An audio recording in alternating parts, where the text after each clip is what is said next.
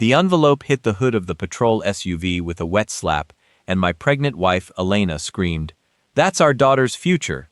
3 deputies stood around her in the rain while the youngest one, Tyler Mason, calmly counted the bills as if he were counting poker chips. Elena was 7 months pregnant. Her hands were shaking, her coat was soaked through, one palm pressed against the curve of her stomach while the other reached toward the money that represented 3 years of sacrifice. The deputies had stopped us at a temporary checkpoint 15 minutes after we left the bank. They had searched our vehicle without giving us a clear explanation, opened Elena's purse, found the envelope, and suddenly decided that our savings looked suspicious. Deputy Mason had said the cash might be connected to criminal activity. Deputy Frank Dillard had told us to step away from the vehicle. Sergeant Cole Barrett had stood behind them, watching. Elena asked for a receipt. Nobody gave her one. She asked for a supervisor. Nobody called one. Then Barrett took the envelope. "This will be held pending investigation." I looked at the amount written on the bank withdrawal slip. Every dollar was accounted for. It was $42,680, money we had saved for medical expenses, our daughter's first year, and a small house outside the city. Elena had worked extra hours. I had taken every overtime shift I could get. We had skipped vacations, restaurants, and anything that wasn't necessary. That envelope wasn't just money. It was security. It was the promise we had made to our unborn child that she would enter this world with something waiting for her. Mason tucked the envelope under his vest. Elena took one step toward him. Barrett immediately moved between them. "Ma'am, don't make this difficult." Her face went pale. I stepped forward, but Elena caught my wrist. I felt her fingers trembling against my skin. "Don't," she whispered. "Our baby." That single sentence stopped me. I backed away. The deputies got into their vehicles and disappeared down the highway with our savings. Elena remained standing in the rain, staring at the empty road. Her breathing became shallow. I wrapped my jacket around her shoulders and tried to keep my voice calm. "We're going to get it back." She looked at me with tears mixing with rain on her face. How? I didn't have an answer. But I remembered something my father-in-law, Daniel Cross, had once told me. Daniel had spent decades working in places where people survived by noticing what everyone else ignored. He never described his old assignments. He never discussed names or locations. Elena simply called him Dad. To everyone else, he was a retired consultant who liked fishing and hated crowds. But I knew there was another story behind those quiet eyes. When I called him that night, he listened without interrupting. I told him the checkpoint location, the deputies' names, the amount taken, and the time. There was a long silence. Then Daniel asked one question. "Did they know the amount before they opened the envelope?" I froze. Elena looked at me. We both remembered. Deputy Barrett had told Mason, "It's the 42,000, right?" before Mason had finished opening the bag. Daniel heard my silence. His voice became very quiet. "Then don't call this a robbery yet." I asked what he meant. He replied, "Call it a mistake they made in front of witnesses." Then he hung up. I stared at the phone while rain tapped against the window. Elena asked, "What did Dad mean?" I looked toward the dark road outside. I think someone told them how much money we had before they stopped us. And suddenly, the question wasn't where our money had gone, it was who had been watching us before we ever reached that checkpoint. At 6:12 the next morning, Daniel Cross walked through our front door, carrying a plain black notebook. He wore faded jeans, an old jacket, and the same expression he had worn at every family gathering since I had met him, calm, almost painfully calm. Elena was sitting at the kitchen table with both hands around a cup of tea she wasn't drinking. When Daniel saw her, his expression softened. "How are you feeling?" he asked. Elena said she was frightened. He nodded. "That's normal." Then he looked at me. "Show me everything." We put the bank statement, withdrawal receipt, checkpoint location, phone records, and every note we had made on the table. Daniel didn't touch the documents immediately. He studied the arrangement. Then he asked Elena to describe the stop from beginning to end. She did. She remembered the first question, where were we coming from? The second, why had we visited the bank? The third, how much cash were we carrying? Daniel stopped her there. Did they ask that before searching the vehicle? Elena nodded. Daniel wrote something down. That's important. He asked whether the deputies had mentioned the bank by name. Elena remembered that Barrett had said, "You came from First County Credit." The room went silent. We hadn't told them that. Daniel asked whether anyone had followed us from the bank. I remembered a dark blue SUV behind us for several miles. I had noticed it but dismissed it. Daniel asked me to draw the route we had taken. I marked every turn. He then asked me to circle the locations where traffic cameras might exist. We did. He wasn't planning retaliation. He was building a timeline. That was the first lesson Daniel gave me. When someone wants you angry, don't give them your attention. Give them your memory. By noon, our attorney, Rebecca Hall, had joined us. She immediately requested preservation of bank surveillance, highway cameras, checkpoint records, and all body camera footage from the deputies. Daniel told Rebecca exactly what had happened, but never mentioned his past. Rebecca noticed his attention to detail. "Mr. Cross, were you in law enforcement?" she asked. Daniel smiled. Something like that. She didn't press him. Later, the bank manager called. His name was Victor Ramirez. He told us something that made Elena grip my hand. A man had entered the bank before us. He had shown a county identification card and asked whether Elena had withdrawn cash. Victor had refused to disclose the amount, but the man had waited near the lobby. When Elena completed her transaction, he left before us. The bank cameras had captured him. Victor sent the footage to Rebecca. The man's face was visible for several seconds. Daniel recognized him immediately. "Aaron Pike," he said. Pike had previously worked for the county sheriff's communications office. He had resigned 8 months earlier. Rebecca looked at Daniel. "How do you know him?" Daniel didn't answer. He asked Victor to preserve the original recording. Then he pointed to the timestamp. Pike had entered the bank at 3:47 p.m. Elena withdrew the money at 4:18. We left at 4:21. The checkpoint had been activated at 4:24. The timing was too precise. Rebecca contacted the county and requested the original checkpoint authorization. The document arrived that evening. The checkpoint wasn't originally scheduled for the road we had traveled. It had been moved at 4:20 p.m. The authorization was signed by Sergeant Cole Barrett.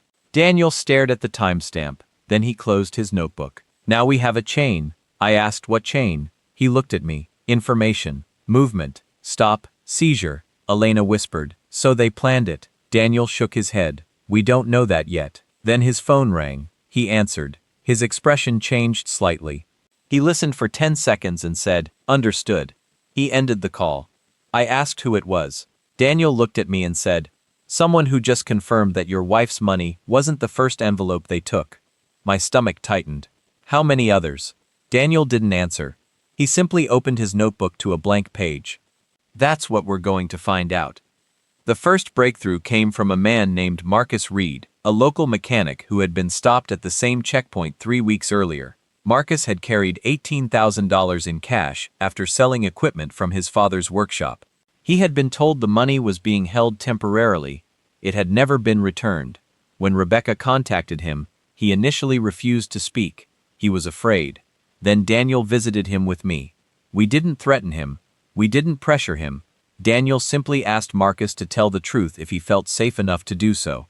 Marcus finally opened a drawer and pulled out a folded property seizure form. The amount listed was $18,000. The signature belonged to Sergeant Barrett. But Marcus had something else. A text message from Deputy Mason asking him to stop making noise. That changed the case. Rebecca immediately preserved the message. Then another person came forward. Her name was Denise Walker, a small business owner who had been stopped 6 weeks earlier. She had been carrying $27,500 to purchase equipment. Her money had been returned only after she threatened to contact a television station. Denise said Barrett had told her, "You don't want this becoming a bigger problem." We began to see the pattern. The deputies weren't randomly confiscating cash. They were selecting people who had money, limited political influence, and a reason to avoid publicity. But there was still one mystery. How did they know who was carrying cash? Daniel believed the answer was connected to the bank. Rebecca subpoenaed bank access logs. The bank cooperated fully. Victor Ramirez was furious when he learned that someone had abused county credentials. The logs showed an unauthorized access request had been made through a former employee account belonging to Aaron Pike. The request had occurred at 4:03 p.m., 15 minutes before Elena's withdrawal. It contained a query for large cash transactions. Someone had been searching for people who had withdrawn substantial amounts. Pike's credentials were no longer supposed to work, yet someone had used them. Investigators traced the access to a county network. That discovery brought federal attention. An investigator named Special Agent Laura Bennett contacted Rebecca. She asked for copies of the records. Daniel listened carefully when Rebecca told him. "They're interested," she said. Daniel replied, "Good. Let them work." Elena looked at him. "Dad, do you know what they're going to find?" Daniel smiled faintly. "Probably more than any of us want to know." The federal inquiry began quietly. Agents requested computer logs, phone records, and financial documents. They interviewed Marcus and Denise.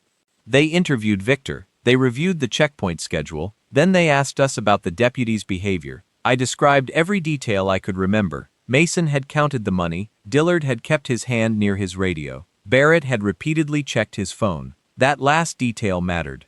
Investigators obtained the phone records and found several calls between Barrett and Pike shortly before the checkpoint. The calls were brief. One lasted 11 seconds. Another lasted 17. Another lasted 8. There were no messages. But the timing was enough to raise questions.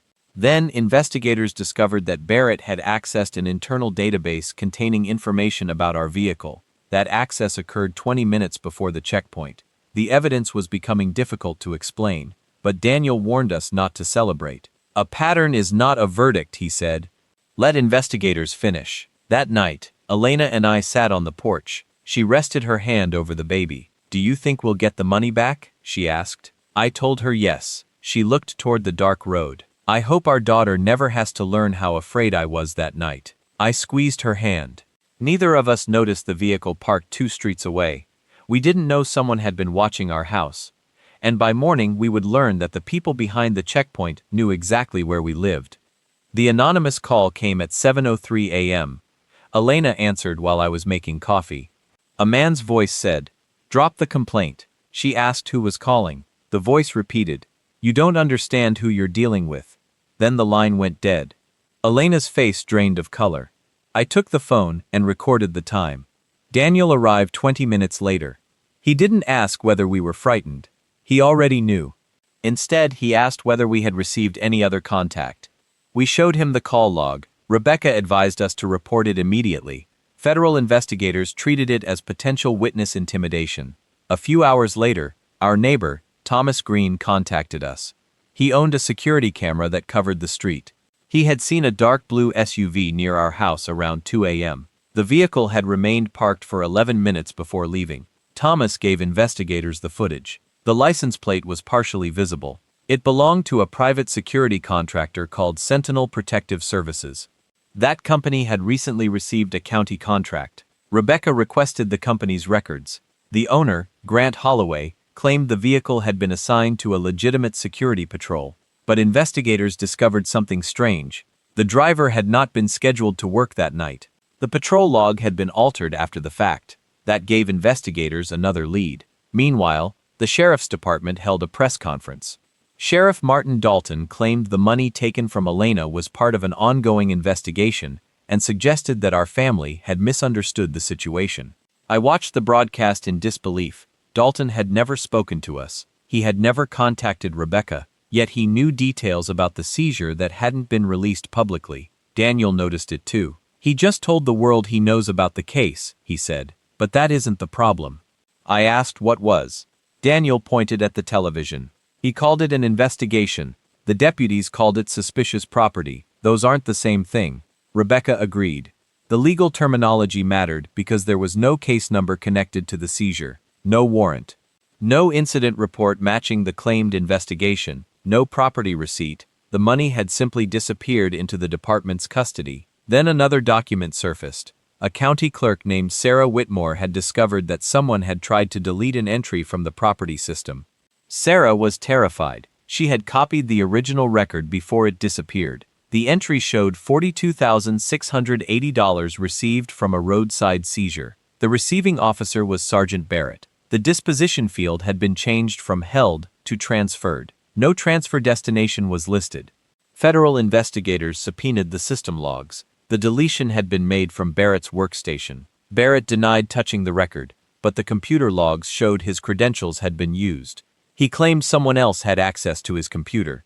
That defense might have worked if investigators hadn't found something else. A photograph from a neighboring camera showing Barrett entering the office alone at 11:47 p.m. the same night. The timing matched the deletion. Rebecca looked at me after reviewing the evidence.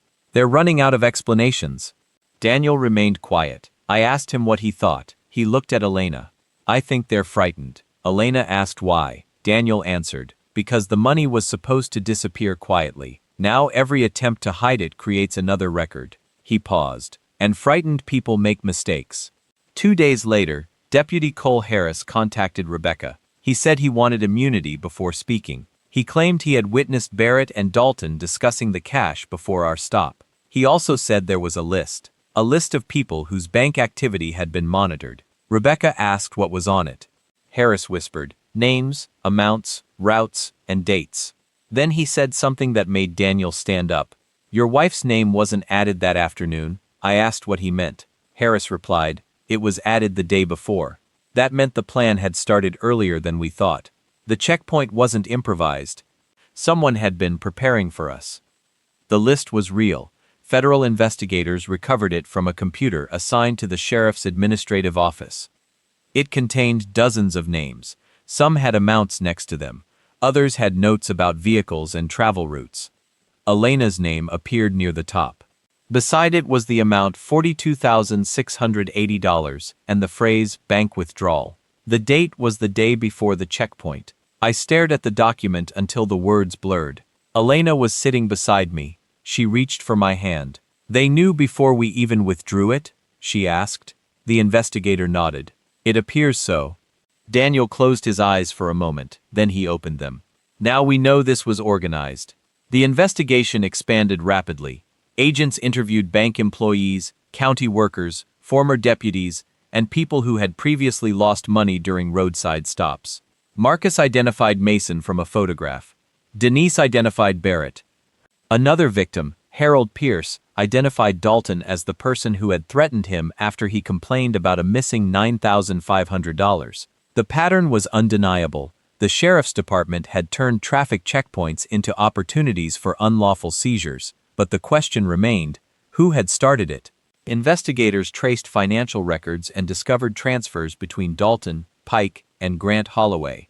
Some were labeled as consulting payments, others were disguised as equipment purchases. The amounts were small enough to avoid immediate attention, but consistent enough to reveal a pattern. Daniel reviewed the documents with Rebecca. He didn't tell us how he knew what to look for. He simply noticed that the payments followed the same dates as several seizures. This is a distribution pattern, he said. Rebecca looked at him. You really have done this before. Daniel smiled. Not this. She didn't ask again. Meanwhile, Sheriff Dalton attempted to suspend Barrett. Barrett hired an attorney and claimed he had been following orders. Mason did the same. Dillard disappeared from public view. The county tried to distance itself from the deputies, saying their actions were isolated. Federal investigators disagreed. They obtained emails showing Dalton had approved a special checkpoint policy months earlier. The policy allowed officers to temporarily hold questionable property without immediate documentation.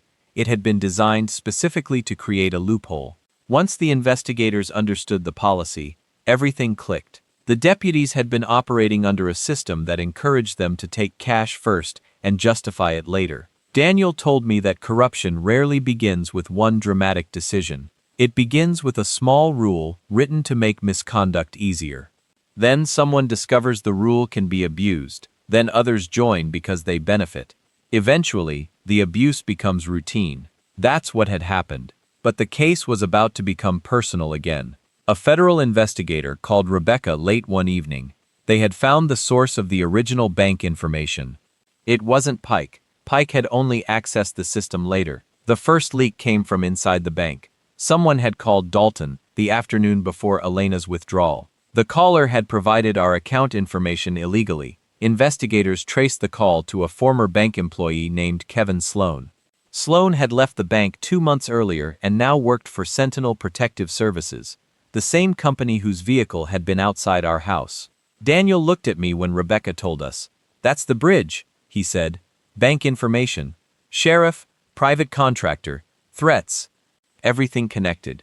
Then Rebecca received another call. Kevin Sloan wanted to meet. He claimed he had proof that Dalton had ordered the entire operation, but he was afraid. He said there was something worse than stolen cash. There was a second plan. And Elena was still at the center of it. Sloan met us in a public office with federal agents nearby. He looked exhausted. His hands shook as he unfolded a document. He said Dalton had recruited him months earlier through Holloway. Sloan had access to customer information and had been paid to identify people making large cash withdrawals. He claimed Dalton wanted targets who would be unlikely to challenge the seizure. Sloan said Elena's name had been flagged because of the size of the withdrawal and because our vehicle was registered outside the county. Dalton believed outsiders would have less political influence. Sloan provided emails showing payments from Holloway and messages from Pike. He also provided a spreadsheet containing information about dozens of customers. Some names had been marked completed, others had been marked pending. Elena's name was marked priority.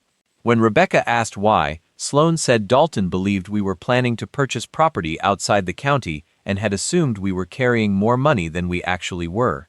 The checkpoint was designed to intercept us and seize the cash before we could leave the area. But then Sloan revealed something worse. Dalton had ordered someone to monitor our house after the seizure because he wanted to know whether we would report the incident. The late-night vehicle wasn't coincidence. It was surveillance. Elena became pale. Daniel reached across the table and held her hand. "You're safe now," he said. Sloan gave investigators a recording. It contained a conversation between Dalton and Holloway. Their voices were clear enough to establish intent. Dalton said, "If they complain, we make the paperwork disappear." Holloway asked what about the wife. Dalton replied, "She'll get tired." Elena closed her eyes. I felt anger rising in my chest. Daniel noticed. He placed a hand on my shoulder. "Don't let them choose your behavior." I took a breath. The investigators secured the recording. Sloan entered witness protection. Holloway was arrested on related charges. Dalton's office was searched. Investigators found cash, altered property records, and files containing information that should never have been accessible to him. The county sheriff was placed on administrative leave. The department's leadership collapsed, but the money was still missing. Investigators traced $31,000 to an account controlled by Holloway. Another $7,500 had been used to pay personal expenses. The remainder was found in a storage unit rented under a false name. The total recovered was almost complete. When the agents returned the evidence inventory, Elena cried. She wasn't crying because of the money itself. She cried because getting it back meant someone had finally admitted what had happened. Our daughter was born 3 weeks later than expected. Her name was Mia. When I held her for the first time, I remembered the checkpoint, the rain, the envelope, Elena's fear. Then I looked down at Mia's tiny face and realized something. The deputies had tried to steal our sense of security. They had failed. They had forced us to become more careful, but they hadn't broken us. Daniel came to the hospital. He stood beside Elena and Mia. Elena smiled at him. "Dad, meet your granddaughter." Daniel's eyes became wet. He touched Mia's hand. "Hello, little one." For a man who had spent much of his life in secrecy, the moment was almost unbearably ordinary. He didn't look like an operative. He looked like a grandfather. I asked him later why he had remained so calm throughout everything. He answered, "Because panic makes you predictable." I asked whether his old work had taught him that. He nodded. But the most important lesson wasn't about surviving dangerous situations. I asked what it was. He looked toward Mia. It was learning what matters after the danger is over. Then his phone rang. He listened briefly. His expression became serious. "The federal team found something else," he said. "Dalton wasn't the highest person involved."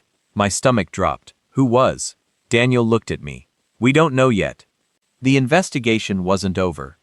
The name at the center of the new evidence was Thomas Vale, a regional contractor who had advised several counties on asset recovery programs.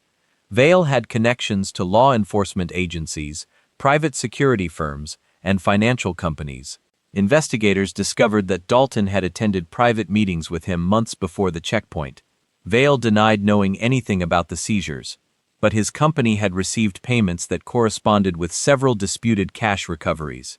The money trail was complicated, but the investigators followed it. They found consulting invoices that didn't describe real services.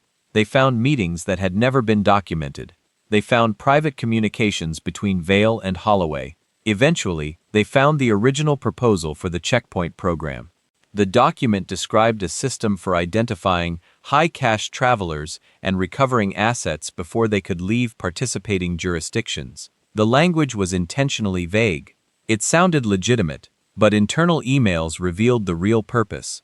The program had been designed to exploit people carrying cash. Dalton had implemented the system locally. Other counties were considering similar programs. Our case became the example investigators used to expose it.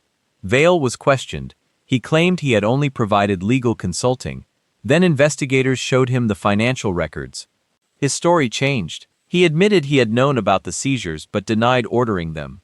The case eventually reached a federal grand jury. Elena testified again. This time, she wasn't the frightened woman standing in the rain. She walked into the room holding Mia's hand. She spoke clearly. She described the stop, the missing receipt, the threats, and the investigation. When asked whether she believed every deputy involved was corrupt, she paused. "No," she said, "but I believe every person who knew what was happening had a choice." That answer stayed with me. Some people had participated. Some had remained silent. Some had finally spoken. The difference wasn't their uniforms, it was their choices. The investigation resulted in multiple convictions, resignations, civil settlements, and reforms. Dalton lost his badge. Barrett lost his position. Mason entered a plea agreement. Holloway faced federal charges. Sloan cooperated. Vale's company dissolved after investigators uncovered additional misconduct. The county established independent oversight for asset seizures and created a requirement for immediate receipts and documented evidence transfers. Our money was eventually returned through a court-supervised process. We used part of it for the house we had wanted. But we didn't name the house after the case. We named it after Mia. It was her future. That mattered more than what the deputies had tried to take. One evening, months after the trial, Daniel sat on our porch holding Mia while the sunset turned the sky orange. Elena sat beside him. I asked Daniel whether he had ever been tempted to handle the deputies himself. He looked at me for a long moment. Of course. I was surprised. Then why didn't you? He smiled. Because temptation isn't a command. He explained that his past had taught him the difference between immediate action and useful action. If you act because you're angry, the other person controls you. If you act because the evidence requires it, you control yourself. That sentence became something I repeated whenever life became difficult. Mia grew. Elena recovered. The case slowly became history, but the lesson stayed. The deputies had assumed power meant taking what they wanted. We learned that real power could mean refusing to let them dictate who we became. And then, 1 year after the checkpoint, a letter arrived from the federal prosecutor. It contained the final accounting of the recovered funds. Everything had been returned. Every dollar. At the bottom was a note thanking Elena for cooperating. She read it twice. Then she folded the letter and placed it beside Mia's baby pictures. She smiled. Now it's really over. I believed her. But Daniel didn't. He looked toward the road and said, "Some stories end with a verdict. Others end when people finally understand what happened." Then he looked at Mia. "This one ends when she grows up knowing that no badge makes a person better than anyone else." I still remember the checkpoint whenever I drive past that road. The trees look different now. The pavement has been repaired. The old checkpoint signs are gone. There is nothing there that tells a stranger what happened. But I remember. I remember Elena standing in the rain. I remember Mason counting our savings. I remember Barrett telling us to stop asking questions. I remember Dillard looking away. Most of all, I remember the moment Elena whispered, "Our baby." That was the moment I understood that anger wasn't enough. I had to protect her. Daniel had to protect her. Rebecca had to protect the evidence. Victor had to preserve the bank footage. Marcus and Denise had to overcome their fear. Harris had to decide whether to tell the truth. Sloan had to risk everything to expose the scheme. Justice wasn't created by one person. It was built by a chain of people making difficult choices. That is what corruption fears most. Not one angry person, a group of ordinary people who refused to forget what they saw. The deputies believed they had stolen money. In reality, they had stolen a few weeks of peace from our family. They couldn't steal Elena's courage. They couldn't steal Mia's future. They couldn't steal Daniel's discipline. They couldn't erase the records. They couldn't delete every camera. They couldn't silence every witness. And they couldn't control the truth forever. When I look at my daughter now, I don't think about the envelope anymore. I think about the lesson. Mia doesn't know what happened at that checkpoint. She knows only that her mother loves her grandfather tells terrible jokes, and her father checks the locks twice before bed. One day, she'll ask why her grandfather was involved in a federal investigation. We'll tell her. We'll tell her that some people used authority badly. We'll tell her that her mother stood up for herself. We'll tell her that her grandfather chose discipline instead of revenge. We'll tell her that justice wasn't about destroying the people who hurt us. It was about making sure they couldn't hurt someone else. That distinction changed everything. I once believed strength meant being capable of fighting back. Daniel taught me something better. Strength means having the ability to fight back and still choosing the path that protects the people you love most. There were moments when I wanted to confront Barrett. There were moments when I wanted to find Dalton myself. There were moments when the anger felt like a physical weight pressing against my chest, but every time, I remembered Elena's hand around my wrist. Our baby. That was enough. The story could have ended with violence. Instead, it ended with accountability. And that ending was harder for the corrupt men to accept because they couldn't call themselves victims. They had to face records, witnesses, financial trails, and their own decisions. The system they had abused became the system that exposed them. The same paperwork they manipulated became evidence. The same cameras they ignored became witnesses. The same people they intimidated became the voices that brought them down. That is the irony I remember most. They believed power was something you possessed. They learned that power is something you can lose. A badge can be removed. A title can disappear. A contract can be canceled. Money can be recovered. But integrity, once chosen, becomes something nobody can confiscate.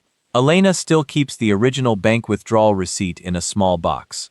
Mia is in the photo beside it. Sometimes I ask why she keeps it. She says, "Because I want to remember that we got through it." I understand now. The receipt isn't a symbol of what was stolen. It's proof of what survived. Years have passed since that rainy night, but there are still moments when I wake up remembering the flashing lights on the highway. For a few seconds, I'm back there. I can hear the rain. I can feel the cold air. I can see Elena standing beside the patrol vehicle, one hand over her stomach, watching a stranger carry away the money we had saved for our child. Then I hear Mia laughing from the next room, and the memory changes. The darkness gives way to something warmer. That's how I know the deputies failed. They wanted that night to define us. It didn't. They wanted fear to become part of our family. It didn't. They wanted us to believe that authority was stronger than truth. We learned otherwise. Daniel eventually stopped talking about the case. He returned to fishing. He bought Mia a tiny life jacket and insisted on teaching her how to hold a fishing rod when she was old enough. Nobody looking at him on those summer mornings would have guessed what he had done in another life. Maybe that's why he never talked about it. He didn't need recognition. He had spent enough of his life around people who measured themselves by missions completed. Now he measured his days by family dinners, birthdays, and whether Mia remembered to say please. One afternoon, I asked him what he thought about the deputies who had taken our money. He looked across the lake and said, "I hope they learned something." I asked whether he forgave them. He said, "Forgiveness and accountability are not opposites." I thought about that for a long time. He continued, "You can forgive someone and still make sure they never get the opportunity to repeat what they did." That became the final lesson of the entire ordeal. Justice doesn't require hatred. It requires boundaries. It requires truth. It requires courage. And sometimes it requires patience, when every instinct tells you to act immediately. Our family got our money back. The deputies lost their positions. The county changed its procedures. Victims who had been afraid finally received answers. The program that had allowed the abuse was dismantled. That was the victory. Not revenge, not humiliation. Accountability. If you ever find yourself facing someone who believes their position makes them untouchable, remember this story. Don't let anger erase your judgment. Document what happens. Preserve what you can. Find trustworthy people. Use legitimate channels. Let facts become stronger than threats. Because a corrupt person can intimidate one witness, it's much harder to intimidate an entire record. And if you're listening to this while going through something that feels overwhelming, remember Elena standing in that rain. She had every reason to believe the people with badges had all the power. She didn't know how the story would end. Neither did I. Neither did Daniel. But she kept asking for a receipt. That small request mattered. It became the beginning of a trail that eventually exposed everything. Sometimes justice begins with one simple question. Sometimes courage sounds like a trembling voice refusing to accept an explanation that doesn't make sense. And sometimes the strongest person in the story isn't the trained operative or the federal investigator. Sometimes it's the pregnant woman standing in the rain saying, "That's ours." Elena never carried a weapon. She didn't need one. Her truth was enough to start the chain. Her memory preserved the first details. Her willingness to speak gave others courage, and eventually, the truth became too large to bury. If you've stayed with me through this entire story, then you know the real victory wasn't that a retired Black Ops operator stood behind our family. The real victory was that a group of people refused to let fear erase the truth. Daniel's past gave him discipline, but Elena's courage gave the investigation its beginning. Rebecca gave us legal guidance. Victor preserved the bank footage. Marcus and Denise found the strength to speak. Harris decided his conscience mattered more than his badge. Sloan finally exposed what he knew. Investigators followed the records. And together, they turned one stolen envelope into evidence of an entire system that needed to be stopped. That's why I remember the checkpoint differently now. It isn't a place where we lost something. It's the place where we learned what mattered. Family, courage, patience, accountability, and the understanding that justice doesn't always arrive loudly. Sometimes it arrives as a preserved video file, a bank record, a witness statement, a timestamp, a receipt, a person deciding to tell the truth. If you were standing where I stood that night, watching 3 deputies take your pregnant wife's life savings, would you have stayed calm and trusted the legal process, or would the anger have pushed you toward taking justice into your own hands? That's the question I want you to debate, because there is no easy answer when someone you love has been wronged. Where are you watching from? Comment your city or country below. What kind of story do you want next? Military revenge, psychological thriller, or emotional family justice? And most importantly, tell me what you think real strength looks like when someone abuses power. Is it fighting back immediately, or is it having enough discipline to step back, document everything, and make sure the truth survives? Whatever your answer, remember this: power without accountability is dangerous, but courage without judgment can become dangerous too. The strongest response is the one that protects the people you love while refusing to become the thing you hate. Thank you for listening. Stay safe, stay strong, protect the people who matter most, and I'll see you in the next story.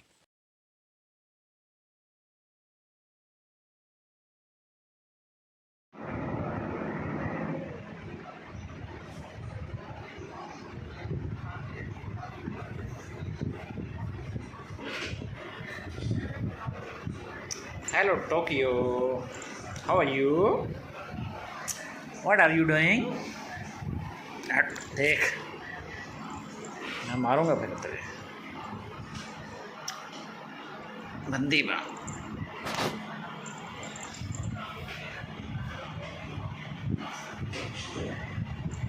Uy! Uy!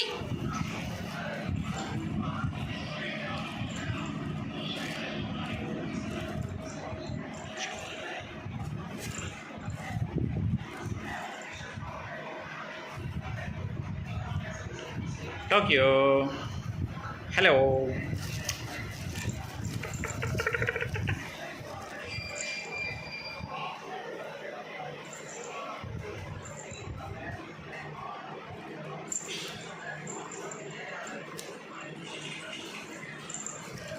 Tokyo, छोड़ो. Give me, give me, give me, give me, give me, give me.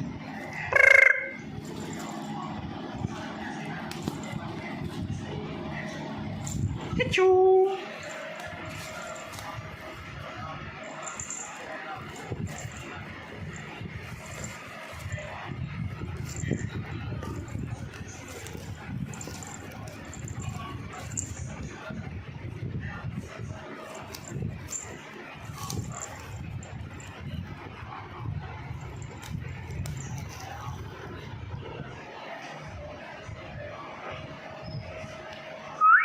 Tokyo, hello.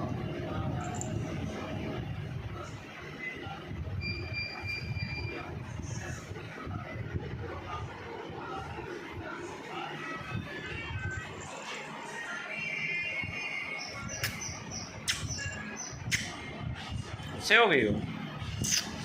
Are you angry? Why?